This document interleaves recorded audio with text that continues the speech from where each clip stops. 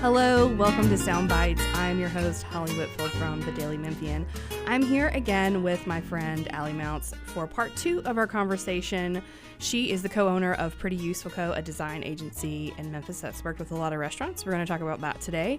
She's also the owner of her house egg stand. I am the owner of my house. It's true. She's the owner of her house and the egg stand she occasionally puts in front of it. Uh-huh.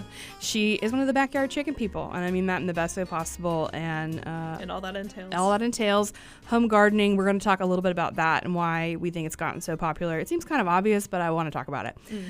In part 1, you don't have to listen to that before you listen to this, but I think it would be fun. I require it, actually. Yeah, Allie's demanding it. We talked about her backyard chickens and all about them, how that got started. We also talked about our lore because, full disclosure, Allie is a good friend of mine and has been for the last 15 years.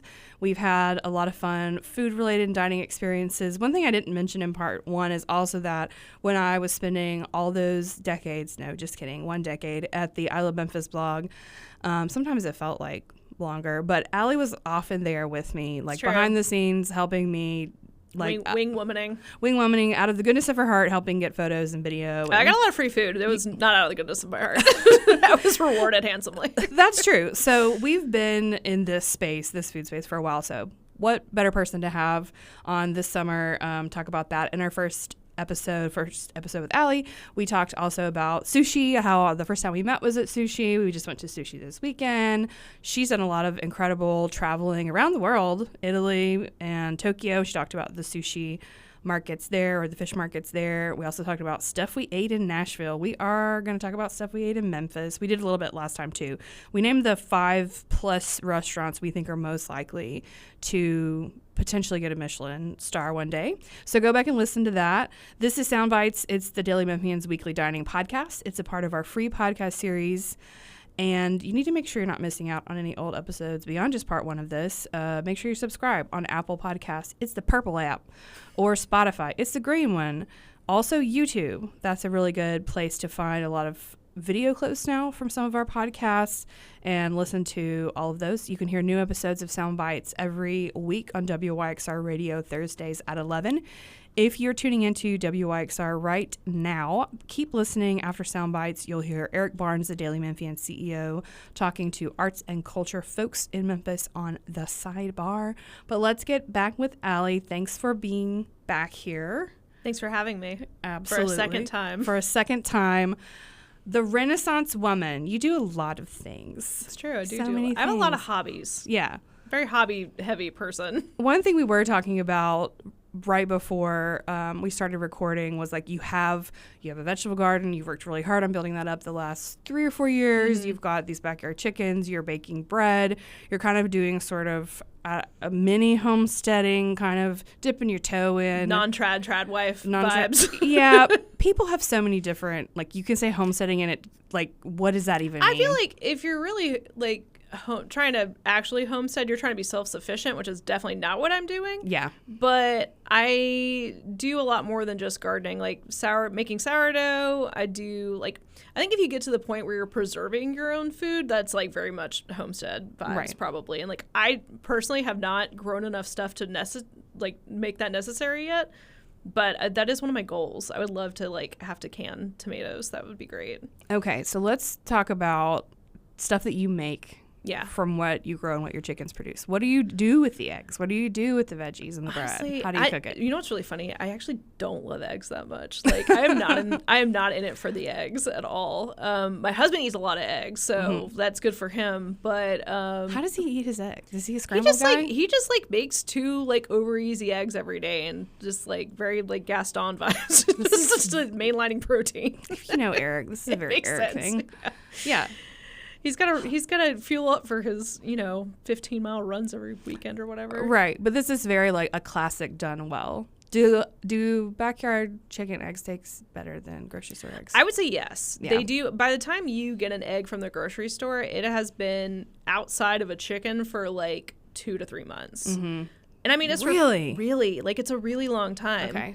What's cool about backyard eggs is that if you don't wash them, they can sit on your counter for over 2 weeks and nothing bad will happen to them because they come out with a protective film on them. Yeah.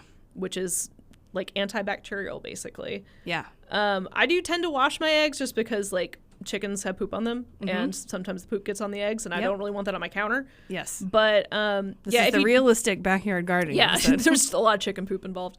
But if you wash them, you just put them in the fridge, and they're good for a really long time. Yeah. But yeah, most of the time, like I get the eggs, they hang out on the counter for a while. I'll wash them, put them in the fridge, and like they're good for so long. Like I never have to worry about them going bad. What's something you've cooked recently with your stuff or this using weekend, some of your well, I ingredients? messed up my sourdough on Friday because I decided to go out and to a bar instead of going home and making sourdough. She went to Cameo and Mary's It's true. I went to 2 places, and no regrets. It was great. But you have to, when you do the sourdough. That was one of the places you went. I was like, oh, yeah. No regrets. Separate. But so when you do sourdough, like you have a long rise time. Yes. So if I don't get started by like 5 p.m., like I'm gonna have to be up until like 1 a.m. No. And I was like, you know what? It's fine. And so I decided to let it rise overnight and just hope for the best. And it actually turned out fine, but then I had to do the second cold rise on Saturday. So, and I decided to cook some and bake it without doing the cold rise just to find out for myself it would turn out okay. Turns out it was fine. I could have just cooked all of it and it would have been no big deal. But so experimentation definitely part of this. People tell you sourdough is so hard. It is so forgiving. Like it is actually actively hard to mess up sourdough. Don't believe people. They tell you it's impossible. It does take a long time. I will say that, but you don't have to like do it the whole time you're doing it. You know, it's just like sitting there. But so because I had sourdough on Saturday, I made toast with the sourdough and then did eat an egg on top. I like to do mine. I either poach my eggs or I do like over easy, like lightly fried because I like the yolk runny. And then I took some of my garden tomatoes and made like like tomato stir fry and put it on top. Yeah. It was really good. That sounds excellent. Like really just good. a saute kind of crushed up. Just let the cherry tomatoes burst in the pan and just slap them on top. It's great. We have another friend, Abby Ellis, and she has also a thriving backyard vegetable garden. Abby's way better at gardening than I am. Well, I put that on the record. She had a bunch of like essentially small tomatoes, cherry tomatoes, and tomatillos. A little what are the round lemon cucumbers? Yep. You grow those too, or you have grown them? Yeah, they grow so much better than any normal green cucumber. I don't know if it's our humidity and heat, but like lemon cucumbers grow so much better. Because they're like mostly water, is what I learned, which I think cucumbers are anyways. But they are for sure. But I don't know what it is about lemon cucumbers. I don't know if it's the shape or what, but they just grow like 10 times better than any other cucumber I've tried to grow. So I have way more cucumbers now because I just stopped trying to fight nature. And did the thing. Yeah, the Northeast cucumbers, they don't like it down here. It's too hot. So well, I took some of those and I peeled them and cut them up. Absolutely delicious. We'll include some pictures, dailywithme.com. I usually do a write-up that goes along with these episodes, but you can go there and maybe I'll have a picture of these. The first time I grew one, I didn't know what they looked like, and I thought I had accidentally grown a mutant cucumber, and I threw it away. Sad. Yeah. R.I.P. What a waste. Cucumber. Anything else that you have cooked recently that you are proud of? You have an amazing potato salad recipe, but if you've cooked something else you want to talk about. I did grow my own potatoes this year and made that into potato salad. I really felt like I had done something. I was like, wow, I did it. Was that for the gathering we had in May? Yeah. Oh, really? Yeah. No, wait, no, I brought it to Mary's house. Okay. Yeah. Yeah. Which actually kind of messed up the cooking of that one. Because normally what I do is I boil the potatoes and then smash them and then roast them. Mm-hmm. And this one I just cooked them on the stove. And it turns out that was a bad idea. I should have stuck with my original plan. It's a very good potato salad. Yeah, it's got chickpeas and arugula. Kale.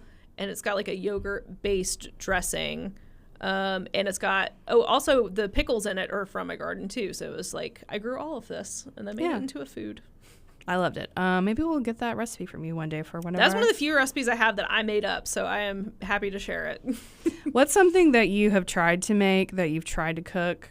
Because I know you get into cooking like a couple times a week. I cook a lot right now because I'm signed up for a CSA that I pick up at the Cooper Young Farmers Market every other week. So It's not quite as pressure, but like I have so much food I have to get through every week. So it's like zucchini, squash, tomatoes, beans, peppers. They gave me a whole cantaloupe this time. Didn't know what to do with that. I don't like cantaloupe enough to eat a whole cantaloupe, turns out. I will eat the cantaloupe. I know. I'm going to give you the other half of it, I think. I don't think I'm going to make it through it. But, yeah, a lot in corn. Doing a lot of like pastas and just like trying to get creative with it. I made something really good last week. What was it? Oh, I made this Greek green bean and tomato saute. It's like the green beans are like braised in the raw tomato. Yeah. And that was good. So I'm happy to have a new tomato green bean recipe that's not Abby's green bean salad, which I also love, but I ate 4 times in a row and was like, I can't eat this anymore. Not anymore. What's a cooking fail? Oh, Cooking man. fail. One time I tried to make this mashed potato recipe, and It's so funny. I know. Mashed potatoes, I think, is the thing I've messed up the most times. One of the first times I didn't really learn to cook until I was a full-on adult. Mm-hmm. And I was tasked with bringing the mashed potatoes to Thanksgiving. No. And my mom gave me a very easy recipe. It is not hard. And I mistook the teaspoons for tablespoons of salt. And I put like 4 tablespoons of salt in the potatoes, and they were inedible. And yeah, good times. I realized it before I brought them, so I was able to do a do-over. But Oh, okay, good. yeah. And then another time I tried to make this weird like fried potato thing, and it just turned into like an oil potato goop No. of sadness. Yeah. I've made some mashed potatoes that were really more like Elmer's glue Yeah. than anything else. Yeah, maybe potatoes are secretly actually kind of hard because I feel like most of my cooking fails have been potato based. So Maybe you just have there's something to that. high aspirations. I do. I often do. Okay, so there have been a lot of people that have started to do this kind of thing, I think, since the pandemic and people were at home. What do you think that's about? Is it just about touching grass, like we want to get out? It's definitely about touching grass. For me, it was definitely like I wanted to get off screens, and now I spend like an hour every morning, like literally just like sweating and watering and picking and stuff. And I find that that's a really good way to start my day, and like you feel like in your body, you know? Yeah. And not immediately like doom scroll on your phone. I do go out there and let the chickens out, and I play my New York Times games out there to make my brain work. First thing. That's and then good. I do gardening. You do Wordle. Yeah, a do the connection. Wordle, do the connections. Yeah. Daily Memphian has games. Yeah. And right now I they're love getting free. on those. You should Do you guys get have a on those. connections kind of game? Not yet. Okay. Work on it. Working on it. I think that's really sweet because I remember you had a very different morning routine a few years ago. Yeah. We both did. Like, Yeah. kind of have I was trouble pretty in the morning. depressed. It happens. Well, like coming out of the pandemic, you know, everyone was very isolated, and I just realized that I really needed to have some kind of reset and also some kind of hobby that got me out of the house. Yeah. And so that was a big part of getting chickens, starting gardening. And also like once you do one thing, it kind of like has a tendency to like build on itself. And it's like, I'm out here with the chickens. I have this unused garden bed. I could be doing that too. Yeah. And it's kind of addictive. And then you just like start making things, and you get like, now I'm really excited about the idea of like making a whole meal from stuff that I made, that I grew. Yes. Very satisfying. But my goal this year, so one time my goal was to just make a tomato soup from all my tomatoes. Yes. It's a good goal. Which was a good goal, and I have done. I want to make hot sauce this year because I finally have a good pepper harvest. My hot sauce last year, terrible, not good. I'll try again. But this year I want to, because now I'm doing bread, but I want to make the tomato soup and then put it in a bread bowl I made myself. Yes. Bring back the bread bowl. Yes. I like if my little half-size bowls I put out in the bread stand or the egg stand that also has bread in it. I tend to do like the half size, and it's kind of like a perfect bread bowl size. Yes. So yeah, That's good stuff. I like I it. bet I could do it in force and make even smaller ones. Look, recipe development Yeah. right here on Sound Bites. Just trying stuff. But I also noticed, and you told me that like people now, like you post on Instagram, you shared your journey. You've done a pollinator garden in your front yard. Like you ripped up your front yard in the middle of East Memphis and that was built fun. pollinator. But people notice, and you kind of can get to a point where you kind of have this community of people who are at also various stages of their own endeavors. I mean, like I have a planter that has flowers and plants in it now. I am slowly influencing all of my friends Yes. and people that know me to also do this because it's really fun. But you meet people that are like farther along on their journey, and they give you advice. Yeah, and like Mary, who she's in, I think her Instagram is like the Evelyn House, but she has transformed her yard into like the amount of tomatillos Mary grows. She gave me like 1/3 of like a 1 week's harvest, and I was able to make like a giant batch of salsa out of it, and that wasn't even all of the ones from that week. But like, yeah, so there's people doing all different levels. Like she could have her own farmer's market of just stuff she's growing in her yard. Amazing. And for me, your I'm yard just is not happy to that make big. a Yeah. meal. I'm happy to have one meal. Like I'm probably gonna make okra this week that I grew, Yum. green beans, And I already I've made like pickles every week, and I'm a pickle addict, so it's totally fine with me. You are a pickle addict. I love pickles. You gave me a pickle subscription That's true, I did do for that. Christmas last year that I just got, I think the last round of, or the second to last round of. I like that they email me so I know when you have pickles coming. You're like, hey girl. Hey girl, We got heads any up, there's pickles pickles over on your way. I love that. Okay. Let's talk about, your day job, I guess. I don't know. How I make money, yeah. Is this your day job?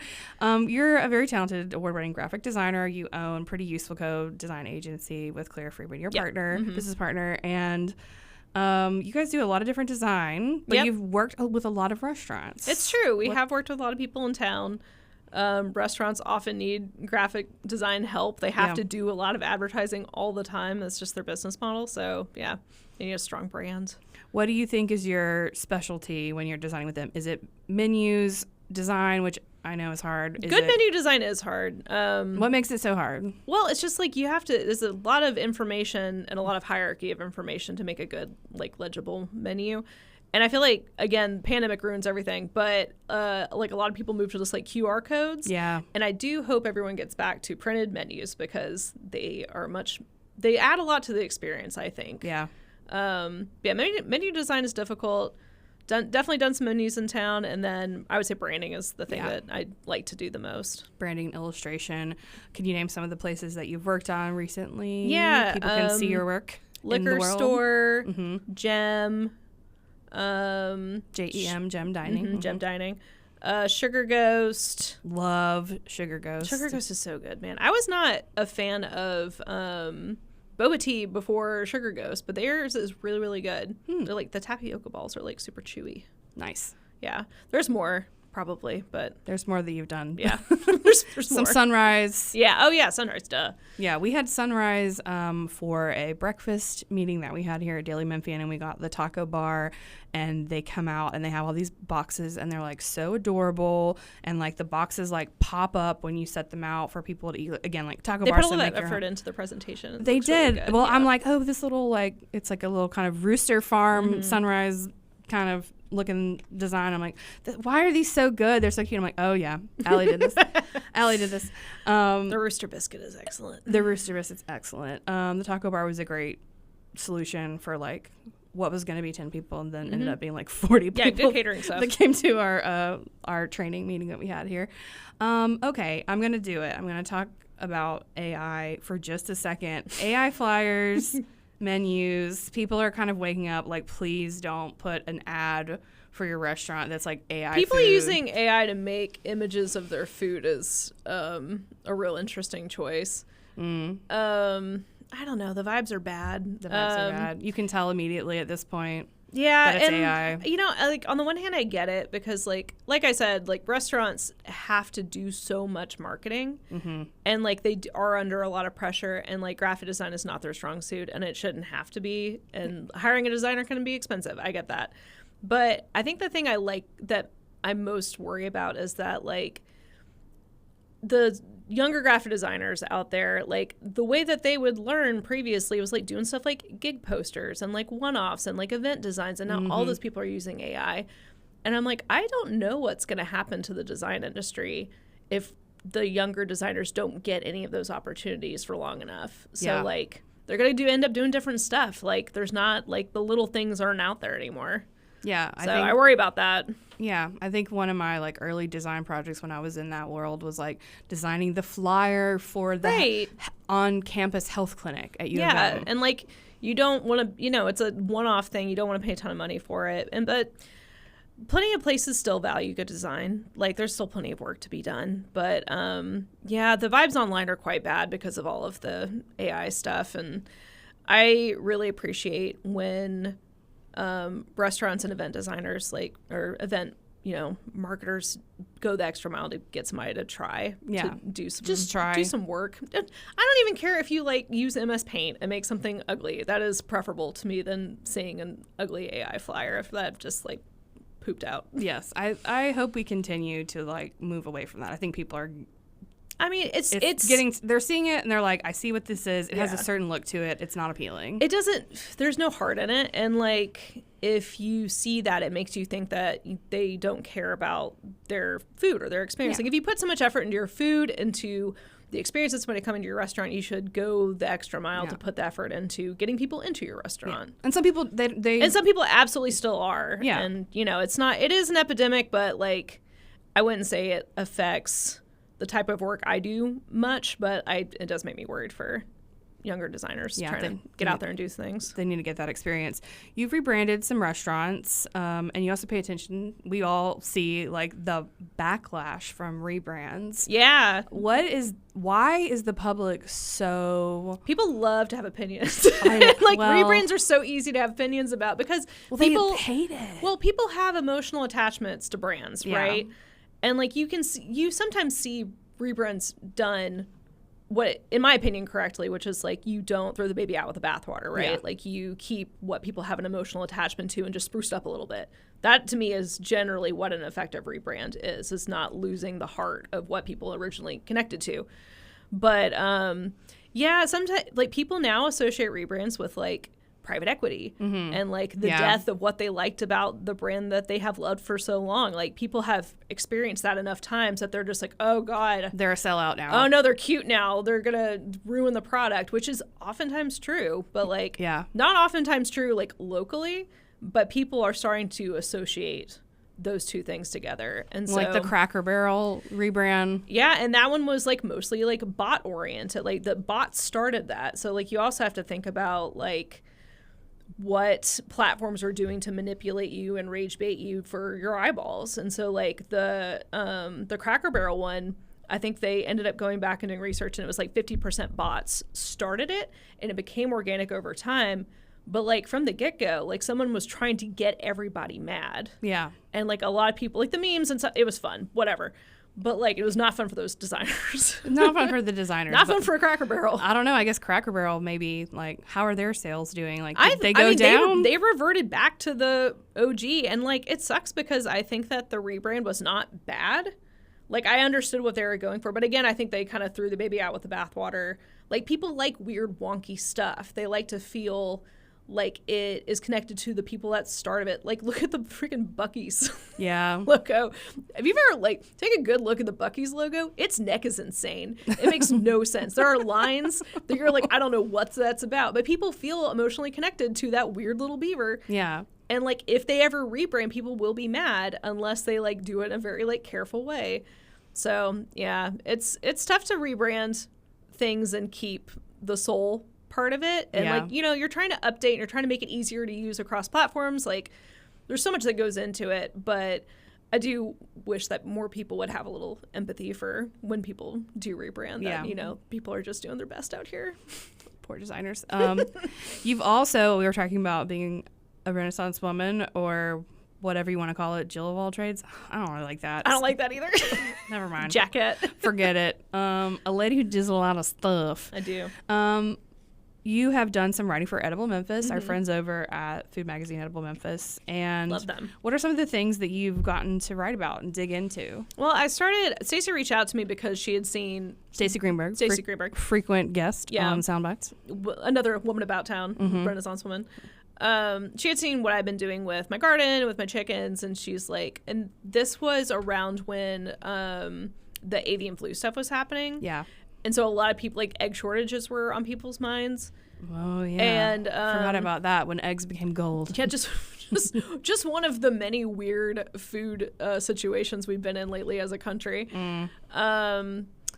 But she was like, I want you to write about your chickens. And I wanted to write about how the chickens got me into doing so many more things and how it's just like a rabbit hole. It's a fun rabbit hole, but like it's like kind of like a give a mouse a cookie situation, whereas it's like you get chickens and then you build a raised bed and then suddenly you're like picking elderberries off your plant in the morning and making sourdough, and it just kind of builds on itself. But I think that people just want to feel connected to their food.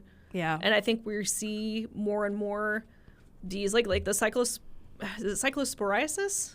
Cyclospora? Cyclospora. That thing. The that Cyclops that that's coming for our lettuce and Yeah. giving us diarrhea. Yeah, that one. But, like, it just shows us that, like, our food systems are so fragile.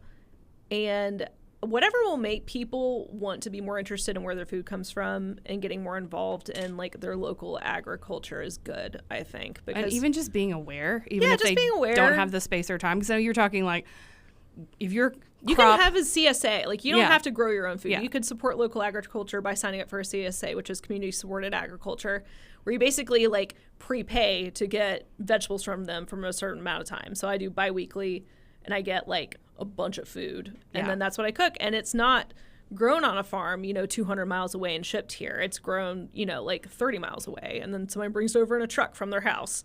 Yeah. And, like, even just making choices like that help support local economy, local agriculture in a way I think is really helpful.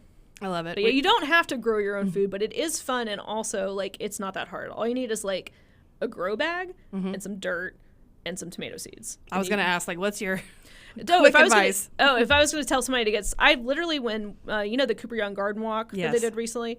So some people came by, and I just, like, had some plants. And I was just, like, giving people plants because it's just not that hard. Like, people think it's very complicated, but, like, if you have, like, some dirt and a pot and, like, a plant and a will. and a will and a will to make it yield. Yeah. Yeah.